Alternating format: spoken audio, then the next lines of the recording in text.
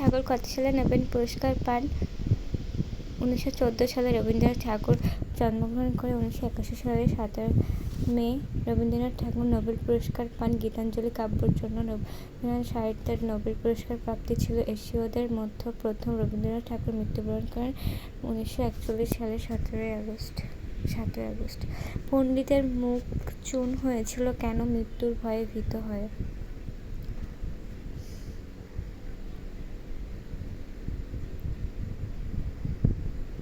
মন্ত্রীকে বিপদ থেকে রক্ষা করেছিল চর্মকার। পৃথিবীকে না ঢেকে চরণ দুটিকে ঢাকতে বলেছিল চর্মকার।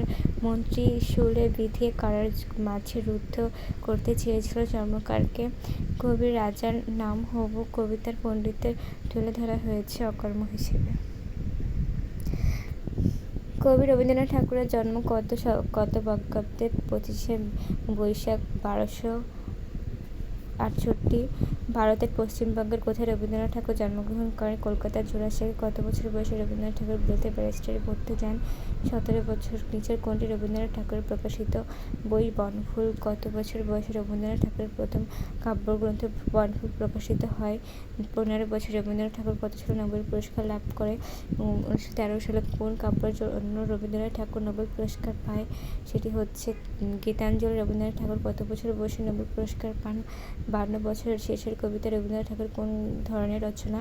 উপন্যাস। বিসর্জন শব্দ রবীন্দ্রনাথ ঠাকুরের কোন ধরনের রচনা? নাটক। রবীন্দ্রনাথ ঠাকুর কত খ্রিস্টাব্দে মারা যান? 1941 খ্রিস্টাব্দে।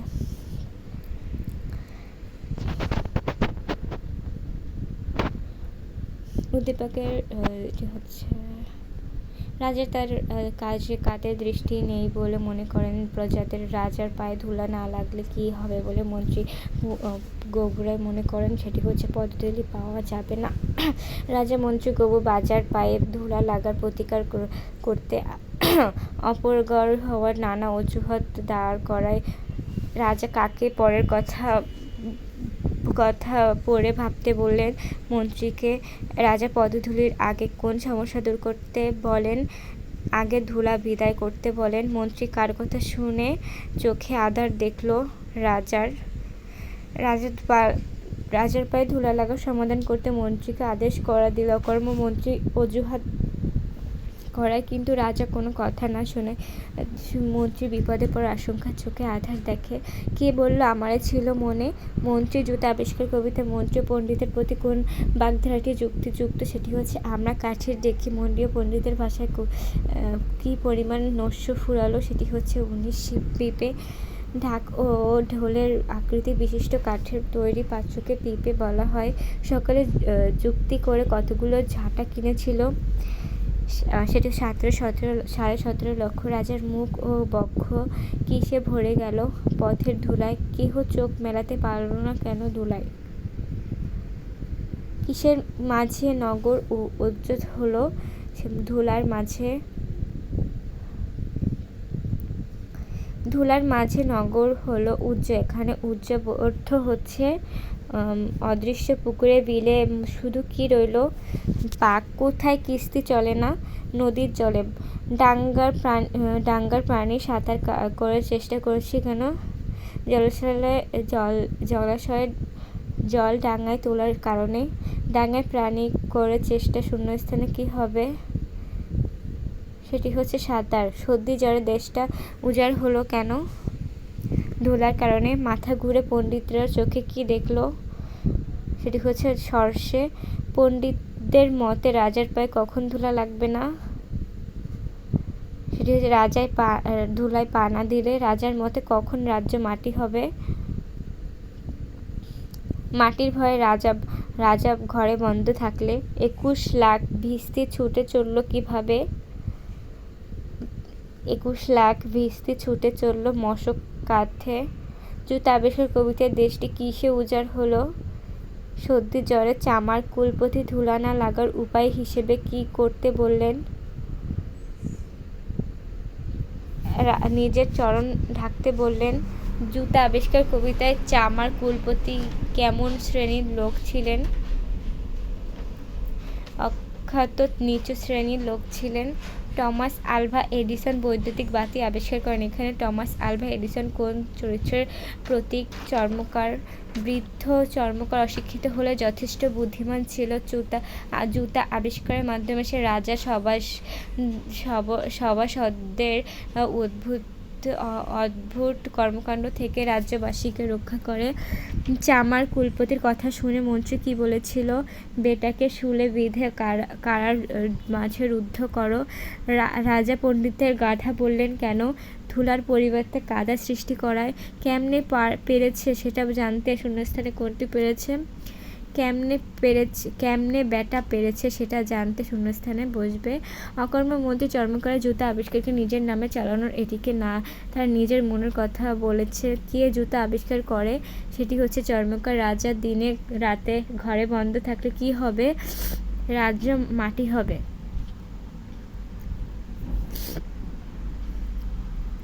রাজা সারারাত ধরে ভেবেছেন মলিন ধুলো কেন তার পায়ে লাগে।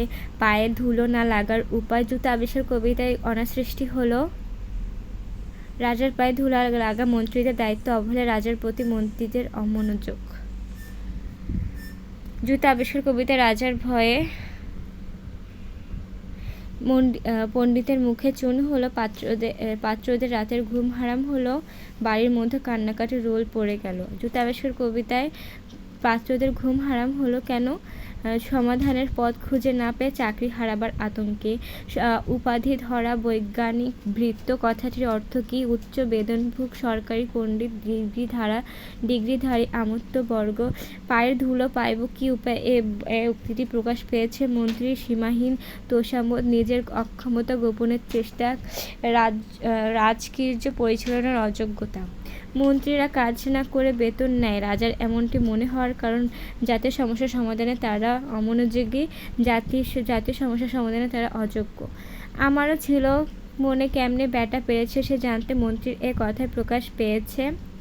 মিথ্যা বাহাদুরের চেষ্টা, মিথ্যা শ্রেষ্ঠত্ব প্রমাণের চেষ্টা। জুতা আবিষ্কার কবিতা রাজার যে মনোভাব পরিলক্ষিত হয় বিলাসী এবং আত্মকেন্দ্রিক। আলোচ্য কবিতা রাজা বাস্তবতা বোধহীন, তোষামোদ প্রিয় ও খামখেয়ালি এক আত্মকেন্দ্রিক চরিত্র। ফলাফলের চিন্তা না করে তিনি স্বভাবদের অযৌক্তিক কর্মকাণ্ডকে প্রশ্রয় দেন।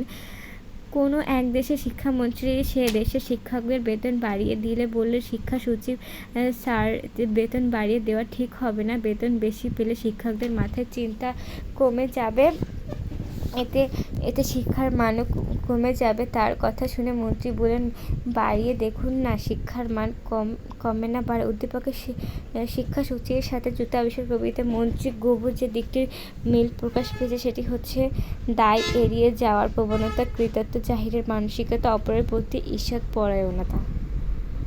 উদ্দীপকের মন্ত্রীর শেষ কথায় জুতা আবিষ্কার কবিতায় রাজার যে কথার মিল আছে সেটি হচ্ছে কিন্তু আগে বিদায় করো ধূলি, ভাবিও পরে পদধূলির তত্ত্ব। তালুকদার সাহেব মশার অত্যাচারে রাতে ঘুমাতে পারেন না। অনেক ভেবে সারারাত মশা তাড়ানোর কাজে একজন ভৃত্য নিযুক্ত করলেন। তালুকদারপন্থী তখন কিছু পাতলা কাপড় ও সুই সুতার সাহায্যে একটা চৌকানা আবরণ তৈরি করে বিছানায় টাঙিয়ে দিলেন এবং ভৃত্যকে বিদায় করলেন। উদ্দীপকের কার মধ্যে চামার কুলপতির প্রতিচ্ছবি ফুটে উঠেছে।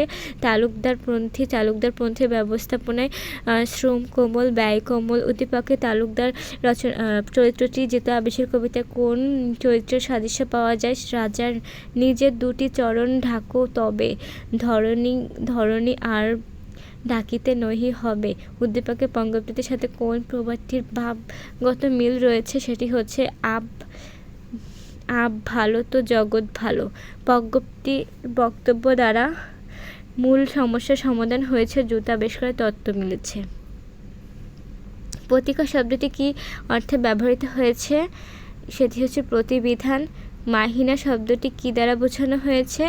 পারিশ্রমিক। পুশিনু শব্দের শাব্দিক অর্থ কোনটি? লালন পালন করি। ঢাকের আকৃতি বিশিষ্ট কাঠের পাত্রকে কি বলা হয়েছে? পিপে।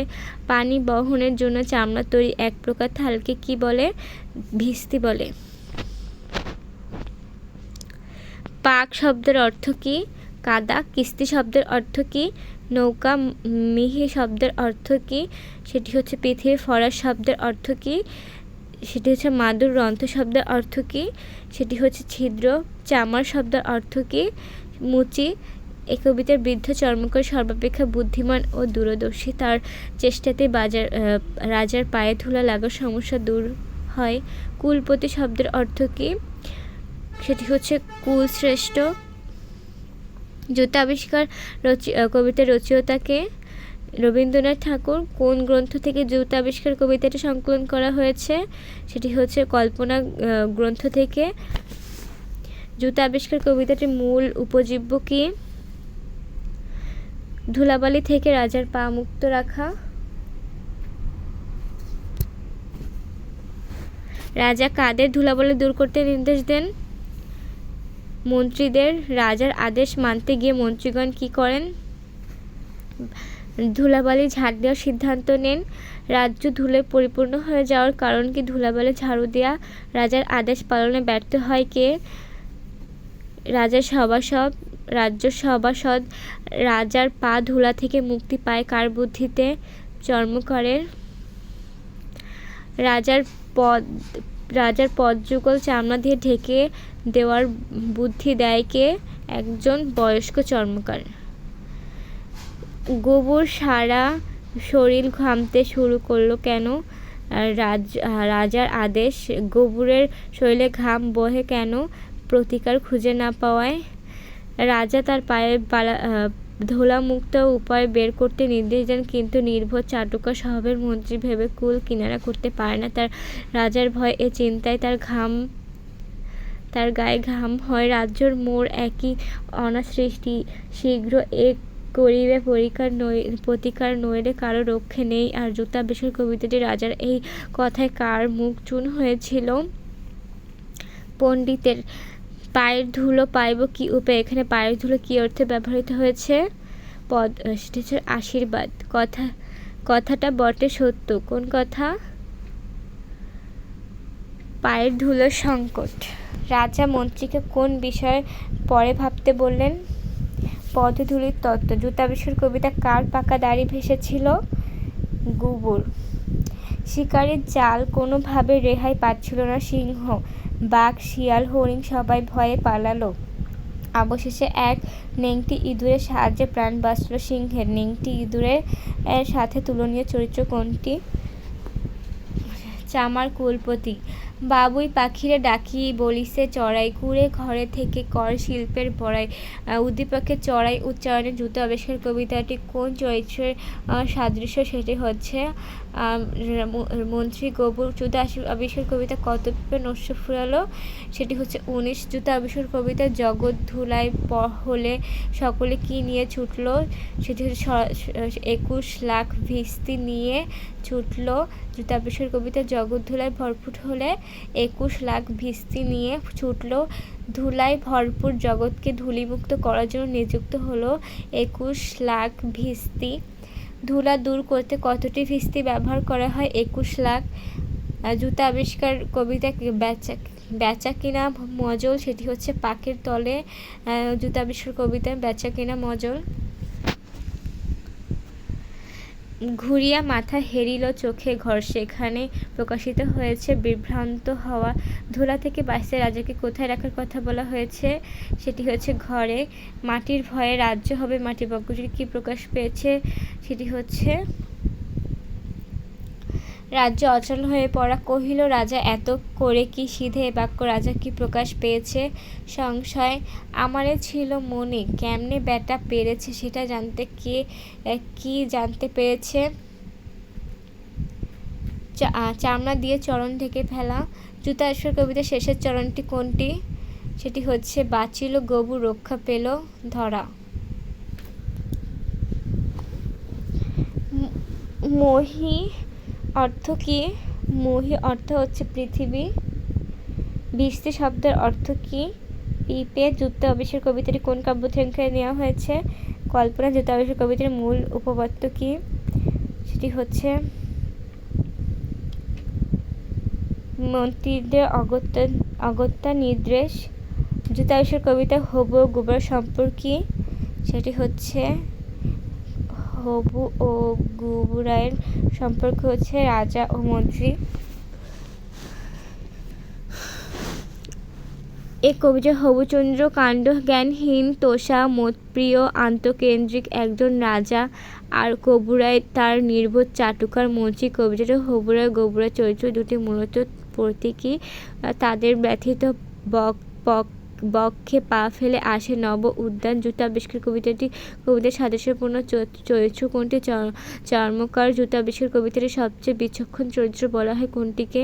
সেটি হচ্ছে চর্মকারকে। যদি না ধুলা লাগিবে তব পায়ের ধুলা পাইব কি উপায়? মন্ত্রী একথায় প্রকাশ পেয়েছে তার অকর্মতা এবং অজুহাত। আমার মাটি লাগায় মোরে মাটি চরিত্রে প্রকাশ পেয়েছে, সেটি হচ্ছে দুঃসাহসিকতা। পৃথিবীর উপরিভাগ আমার ছিল কেমনে বেটা পেরেছে, আমারও ছিল মনে কেমনে বেটা পেরেছে সেটা জানতে মন্ত্রীর কথায় প্রকাশ পায় দায়িত্বের অবহেলা না, এটা হবে কৃতিত্ব প্রতিষ্ঠার চেষ্টা, নিচু শ্রেণীর প্রতি অবহেলা। জুতাবিষ্কার কবিতার মূল উপযোগ্য বিষয় কোনটি? কাউকে অবহেলা না করা, অনভিজ্ঞদের পরিচয়।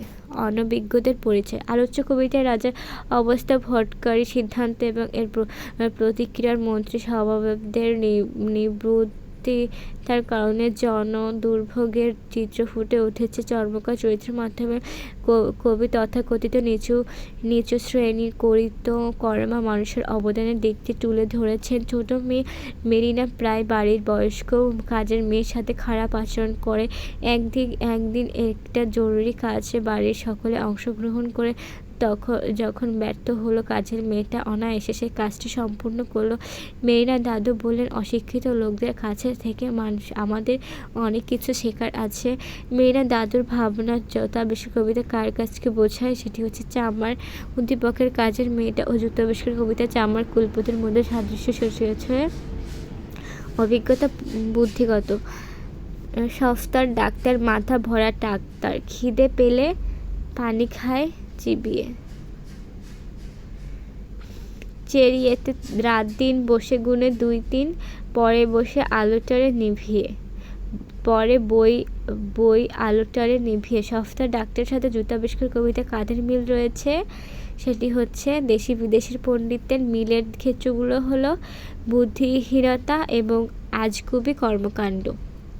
রত্না রান্নাঘরে কাজ করতে গিয়ে এমন এলোমেলো অবস্থা তৈরি করে যে নিজে কিছু খুঁজে পায় না। বইচির মা তাকে কাজে সাহায্য করে।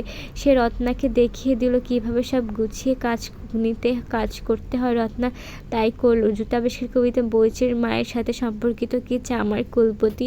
উদ্দীপক জুতাবিষ্কার কবিতার আলোকে বলা হয়, কর্মই মানুষকে বড় করে, অভিজ্ঞতাবদ্ধ জ্ঞান কার্যকর।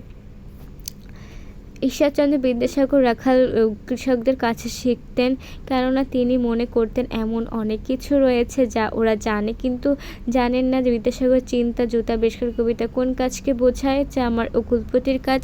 উদ্দীপকে রাখাল ও কৃষক জুতাবিষ্কার কবিতা চামার কুলপতির মধ্যে সাদৃশ্য রয়েছে পেশাগত ও বুদ্ধিগত।